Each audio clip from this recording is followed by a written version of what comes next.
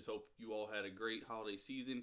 Starting to give you all more content again. And as promised, if you watch me on my live streams, got a new setup. So hopefully the audio quality is a little bit better, a little bit more soothing to the ears than all the echoes and stuff we had before. So we're going to start off the year right. And I'm going to go ahead and give you my review for one of the most anticipated games that I had coming into last year was God of War Ragnarok.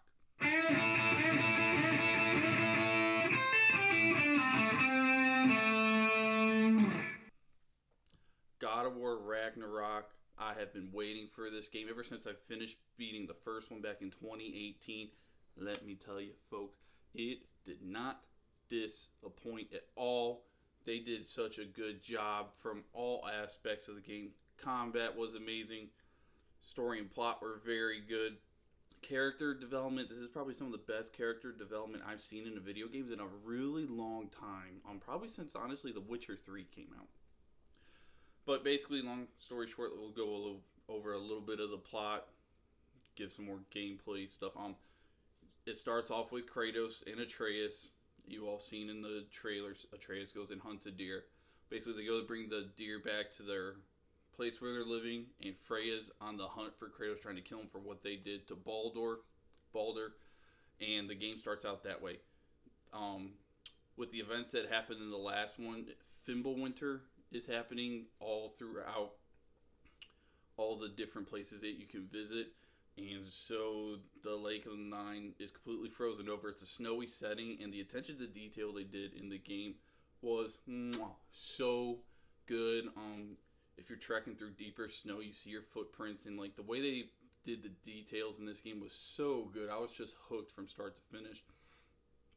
Basically, you're going through trying to start Ragnarok so that they can finish up whatever's going on with Odin and Asgard.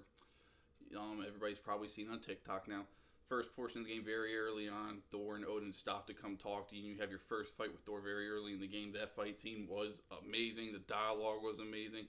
The character that voiced Thor in this game did a very terrific job, and I like the way they went with Thor. It wasn't like the one in the Marvels, even though he's like bigger, drinks like Thor, but just to see him kind of like a villain in the aspect of this was very, very cool.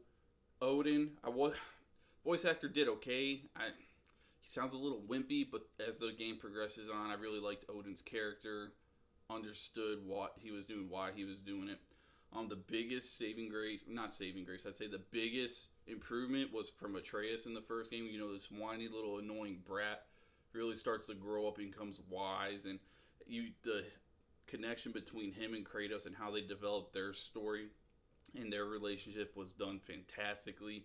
And then Kratos' journey, if they were to stop doing God of War games featuring Kratos, this was a perfect ending for Kratos. He gets a happy ending. Not going to ruin any spoilers or anything for you all. But the way they did it, the actor, I want to say his name's Christopher Judge. I'm probably wrong on that. Who voiced Kratos, just did so freaking amazing with this game. Parts of the game that we all love, combat is fun. Even though a lot of the moves feel the same, a little repetitive, but you get a new weapon in this game, and that new weapon is very fun. I liked how the Blades of Chaos in this one felt more OP than compared to the last game. Like the last game, they came in and they were good, but they don't feel nearly as powerful as they do in this game.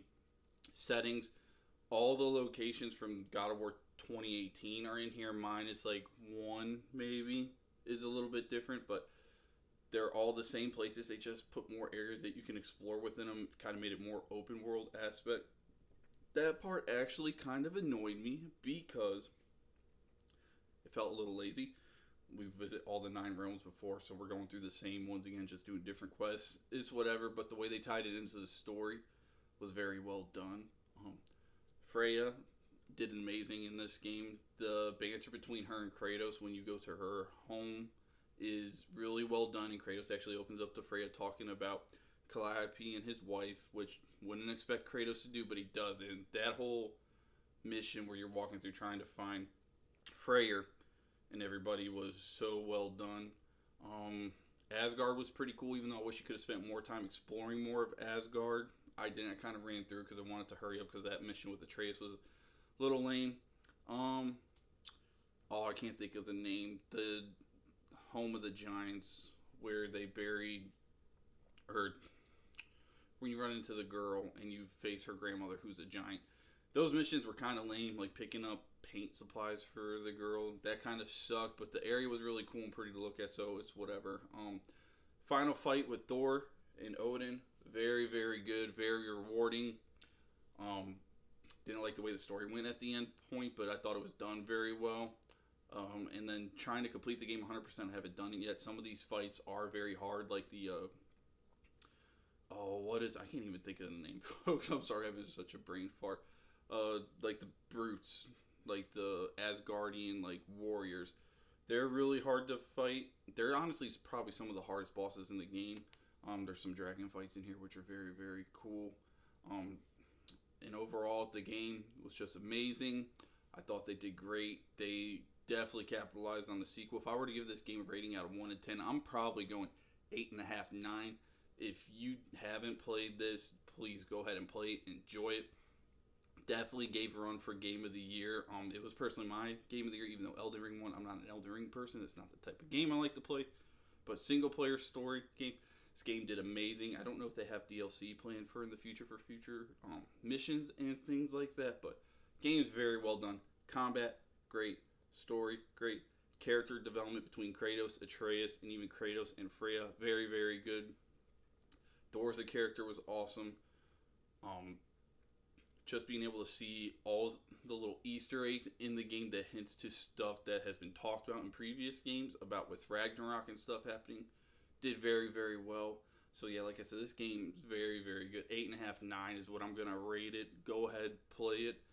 And as always, thanks for tuning in to Kodos Cove. I hope you all have a great rest of your week and stay tuned for more content.